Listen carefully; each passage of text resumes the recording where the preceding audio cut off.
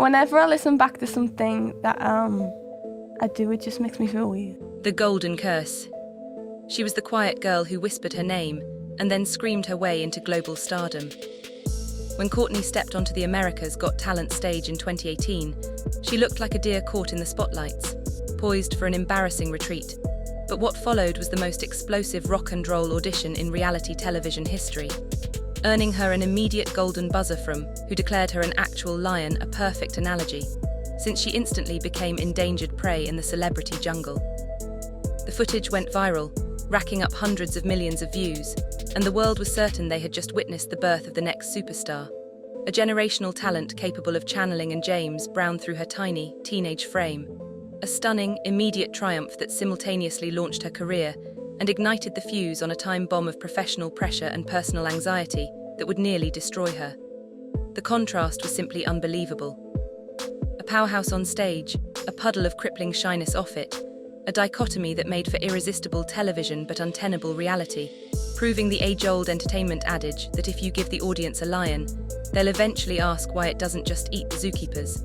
And for Courtney, the applause was already starting to sound a lot like a countdown. It must have been awkward for the production crew when they realized they had to give the golden buzzer to the person on the planet. I bet the sound guy had to crank the volume on her microphone just to hear her order a water backstage.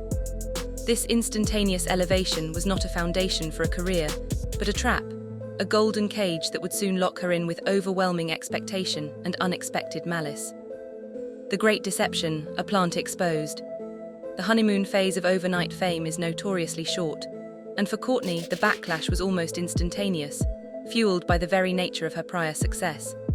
The Cinderella story of the timid girl discovering her voice was violently ripped apart when savvy online detectives, bless their meticulous, time-rich hearts, uncovered her past appearance on The Voice Kids UK, an established television singing competition where she had already showcased her talent and received professional mentorship.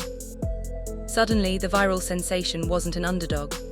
She was a ringer, a plant, a trained professional unfairly competing against amateurs, and the narrative soured with breathtaking speed, transforming her from a beloved discovery into a subject of resentment and accusations of deception, as the public felt manipulated by the show's producers. This controversy fundamentally altered her relationship with the audience, replacing collective joy with suspicion, as critics argued she had violated the spirit of the competition by presenting as a naive newcomer when she was, in fact, a seasoned reality TV veteran, effectively creating a scandal where genuine talent was weaponized against the public's desire for a true, fresh discovery. It turns out, being too good is actually a form of cheating in reality TV. Who knew that professional training was the celebrity equivalent of tax evasion? The whispers have amplified the problem, suggesting her prime performance slots and constant hype were not earned, but engineered, a clear sign that the infrastructure of fame cares less about fair play and more about guaranteed, viral moments, making her the unwilling centerpiece of a growing public relations nightmare. AGT, the pressure cooker builds. As the season progressed, the pressure on Courtney intensified to an almost unbearable degree, as the expectation that she would win became a foregone conclusion in the eyes of the media and the judges, overshadowing every other contestant and turning her subsequent performances into high-stakes endurance tests. She was constantly positioned in the coveted final pimp spots of each broadcast, an obvious sign of producer investment and confidence, which ironically only fueled the public discontent over and the plant accusations, creating a vicious cycle where every success felt like a further injustice to her competitors. This relentless focus, combined with her crippling offstage anxiety, created a brutal duality. The fearless, thrashing rock goddess on screen, and the fragile, terrified teenager collapsing under the weight of an entire industry off-screen, a performance that required more emotional energy than the actual singing. The show's machinery, designed to polish talent, was instead grinding her down, demanding perfection while feeding the very controversies that undermined her legitimacy. A classic case of the high-octane entertainment business sacrificing the mental health of its talent for the sake of ratings and moments. The producers must have saved a fortune on lighting that year. All they needed was the spotlight on Courtney and the constant glow of her sheer panic. The closer she got to the final, the less the contest seemed to be about talent, and the more it became a referendum on the ethics of reality television, with Courtney herself standing unknowingly as the sacrificial lamb in the industry's never-ending quest for manufactured drama. The shocking final result, the Anti-Climax. The climax of America's Got Talent Season 13 delivered one of the most astonishing and anticlimactic results in the show's history, a moment of collective shock that reverberated through the entertainment world. Courtney, the undeniable frontrunner and the most viral act of the entire season, failed to even place in the top 5 of the competition. The silence from the studio audience was deafening, a visceral reaction of disbelief that spoke volumes about the public and professional assumption that the title was hers, a coronation that was suddenly and brutally aborted. The loss was not merely a professional disappointment, but a profound and public rejection that validated the torrent of criticism and controversy that had plagued her journey, suggesting the combined weight of the plant, narrative and the backlash against producer had finally the scales against her.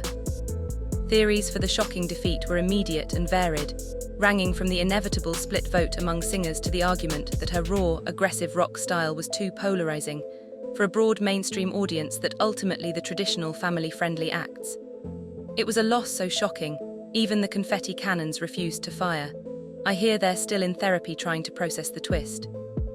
This defeat, more than any victory could have, defined the subsequent trajectory of her life, turning a moment that should have been the triumphant launch of a superstardom into a devastating, career public failure, forcing the young artist to grapple not just with the loss of a contract, but with the immediate, crushing realization that the public she had been performing for had, in the end, decisively voted against her very existence in the competition. The immediate retreat and isolation. Following the public humiliation of the AGT loss, the already emotionally fragile teenager went into an immediate and alarming state of retreat, a chilling move from global phenomenon to complete, self-imposed isolation that signaled a severe mental health crisis brought on by the combined pressures of fame and rejection. She has since confessed to the media that she spent a harrowing period of time, reportedly 3 months, locked inside her bedroom, completely unable to function or interact with the outside world, a dramatic emotional shutdown that illustrated the profound and devastating impact of the intense celebrity machine on a developing mind. The fear and anxiety became so crippling that she couldn't even perform simple daily tasks, admitting she was too terrified to speak to a mere delivery driver, a stark, heartbreaking contrast to the fearless, screaming rock goddess the world had just seen command the stage in front of millions. I guess you know the fame has hit hard when you're more comfortable on a stage in front of than you are ordering a pizza. Those delivery drivers are brutal critics, apparently. This was not merely a break from the spotlight.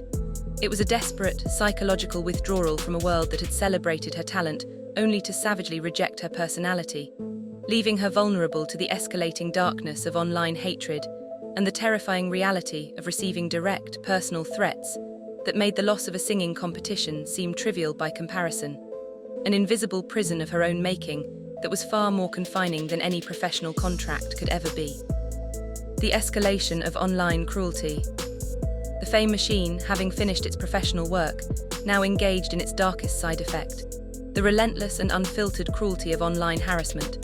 The criticism that began as speculation about her prior experience quickly devolved into a torrent of personal abuse, venom, and truly disturbing threats, aimed squarely at the vulnerable teenager, a sickening escalation that the music industry is often ill-equipped to shield its young stars from.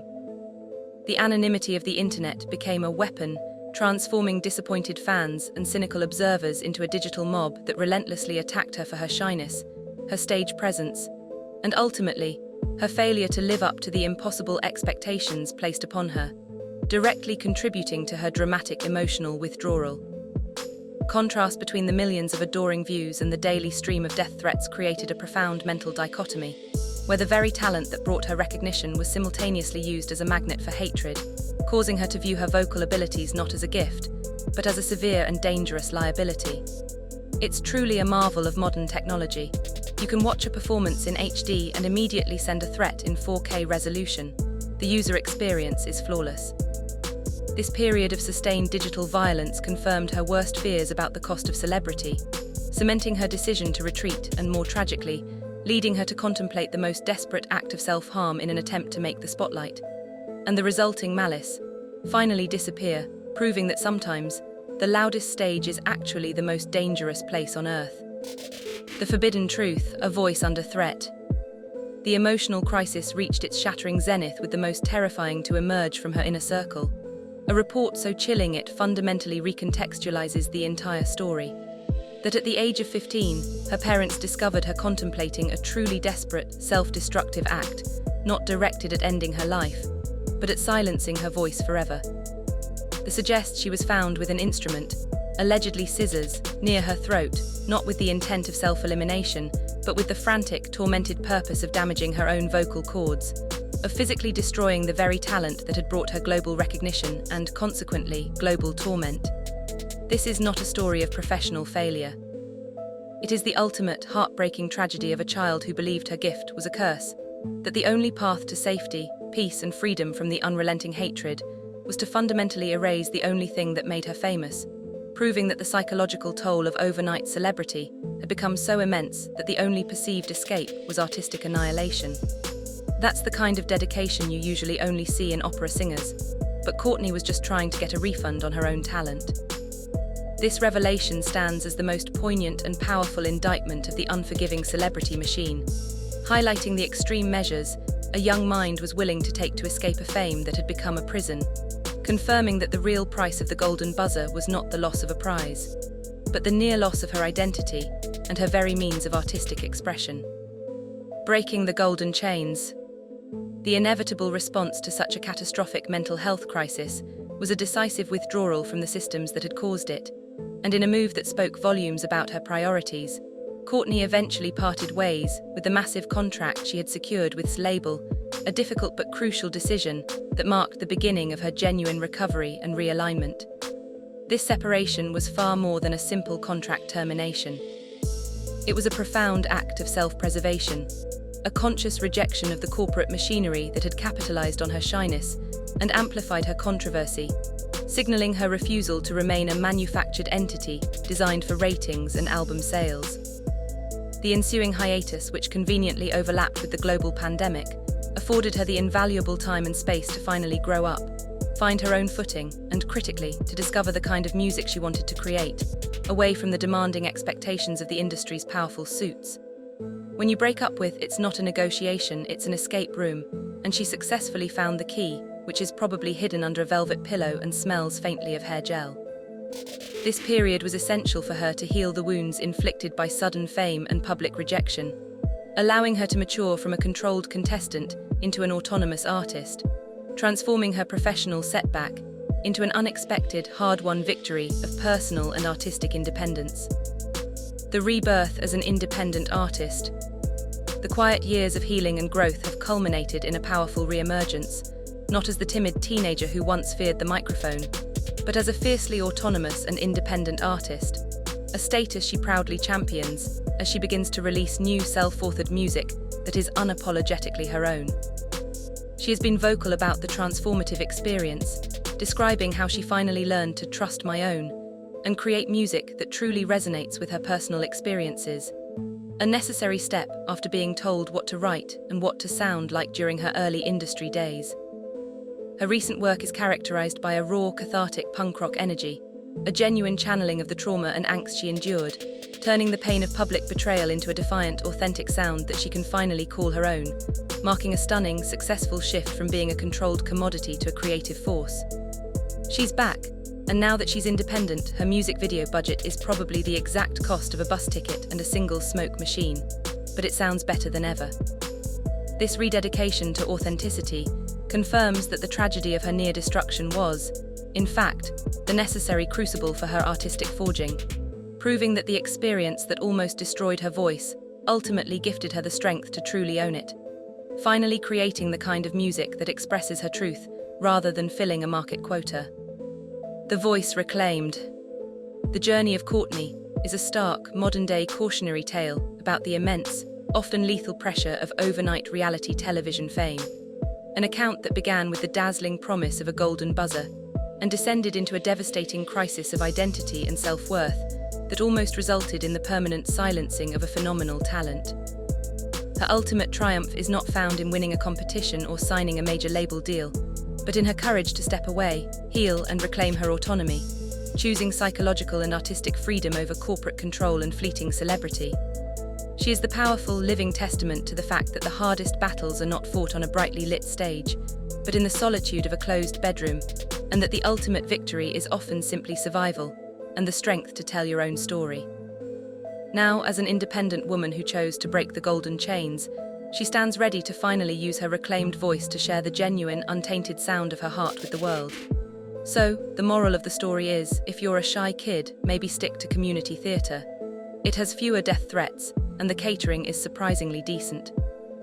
The question remains whether the world, which once celebrated and then swiftly rejected her, will now fully embrace the authentic, resilient artist forged in the fires of one of television's most heartbreaking tragedies.